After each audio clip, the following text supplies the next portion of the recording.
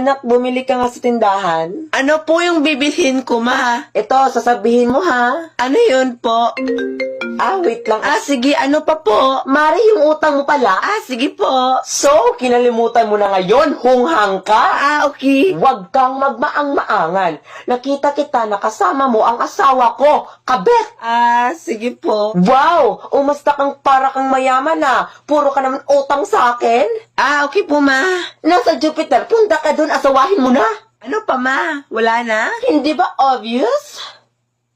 Sige po. Pabili po. Ano yon? Wait lang. Sige. Mari, yung utang mo pala? Ay, Diyos kong batang ka. Wala akong utang sa'yo, uy. So, kinalimutan mo na ngayon, hunghang ka? Uy, hinihinay lang sa pananalita, ha? Huwag kang magmaang-maangan. Nakita kita kasama mo asawa ko. Kabet! Uy, batang ka, asawa agad. Bata ka pa nga, eh. Wow, umasta kang para kang mayaman Puro ka naman utang sa akin. Uy, Diyos kong batang ka. Nasaan mama mo, hoy? Nasa Jupiter, punta ka doon, asawahin mo na. Nababaliw na tong batang to. Hindi ba obvious? Buang